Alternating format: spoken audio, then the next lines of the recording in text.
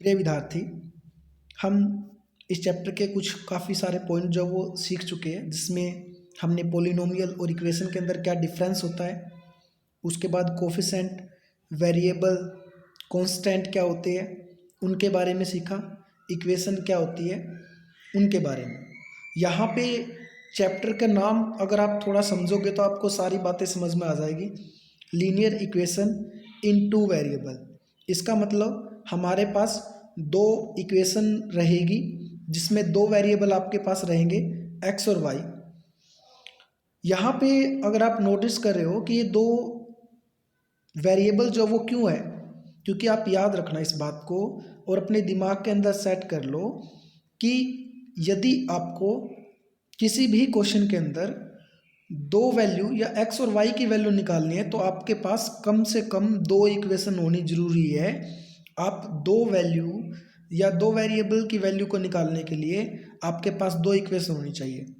एक इक्वेशन से आप सिर्फ एक ही वेरिएबल को निकाल सकते हो, या तो आप x की वैल्यू निकाल सकते हो या आप y की वैल्यू निकाल सकते हो। और यहाँ पे हमारे पास टू वेरिएबल रहेंगे, इसलिए हमारे पास दो इक्वेशन रहेगी, क्योंकि दो इक्वेशन के जरिए हम दो वेरिएबल के जो वैल्यू जो x और y की वैल्यू रहेगी वो निकाल सकते हैं।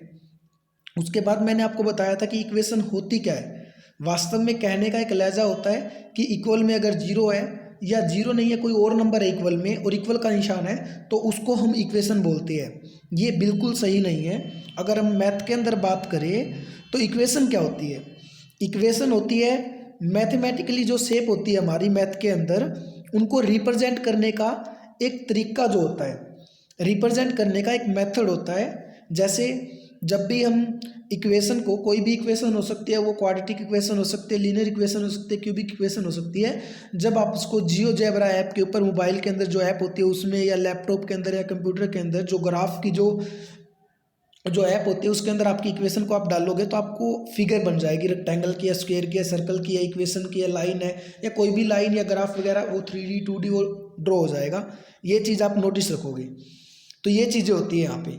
उसके बाद अगर आप देख रहे हो यहाँ पे, तो यहाँ पे क्या चीज़ रहेगी, यहाँ पे अगर हम नोटिस करेंगे, यहाँ चैप्टर के अंदर अगर हम देख रहे हैं तो लीनियर इक्वेशन मतलब कि इक्वेशन जो रहेगी वो लीनियर रहेगी।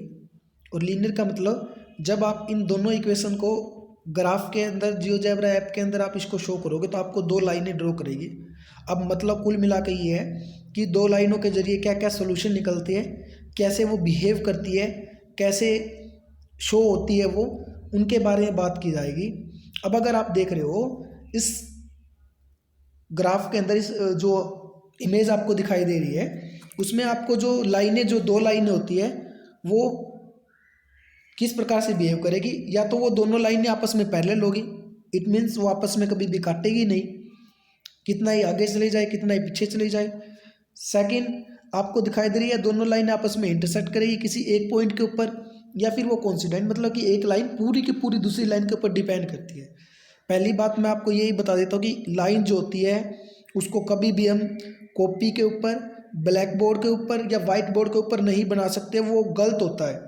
लेकिन आपको समझाने के लिए, आपको शो करने के लिए कि लाइन दिखती कैसे है, इसीलिए हम उसको ग्राफ या कॉपी पर शो करते हैं कि यहाँ पे मैंने आपको शो कर रखा है।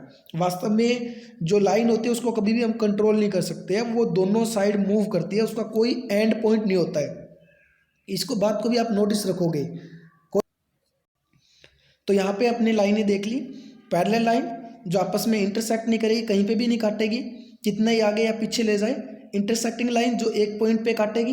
कोइंसिडेंट लाइन जो पूरी की पूरी एक लाइन दूसरी लाइन के ऊपर डिपेंड है, मतलब कि बहुत सारे पॉइंटों पे काटेगी। अब बारी आती है हमारी नेम की।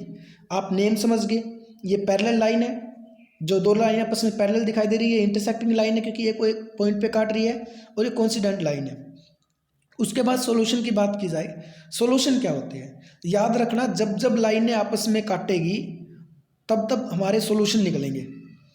जब जब लाइन आपस में काटेगी तभी सॉल्यूशन निकलेंगे, क्योंकि दो लाइनें जब आपस में काटेगी, जिस पॉइंट पे वो काट रही है वही हमारा सॉल्यूशन होता है, वही हमारा क्वेश्चन का आंसर होता है। अगर आप पैरेलल लाइन को देख रहे हो तो आप देख रहे हो कि दो पैरेलल लाइन क्या होती है, जो कभी भी आपस में काटती नहीं है, जो एक दूसरे के पैरेलल होती है। तो इसीलिए यहाँ पे कोई सॉल्यूशन नहीं निकलेगा। अब नेक्स्ट पॉइंट के अंदर अगर आप देख रहे हो, यहाँ पे नेक्स्ट पॉइंट पे क्या है, वो एक पॉइंट पे काट रही है, दोनों लाइनें जो है वो एक पॉइंट पे इंटरसेक्ट कर रही है, काट रही है, इसीलिए इस कंडीशन में हमारे पास सॉल्यूशन कितने रहेंगे, 1, जिसका दूसरा नाम होता है यूनिक सॉल्यूशन।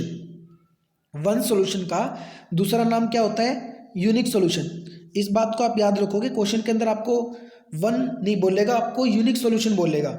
कब होते हैं, जब दोनों लाइनें इंटरसेक्ट होती है, जब एक पॉइंट पे वो काटती है तो सॉल्यूशन कितने रहते हैं, मैंने आपको बता दिया, जितने पॉइंट पे दोनों लाइनें आपस में काटेगी उतने ही सॉल्यूशन होते हैं।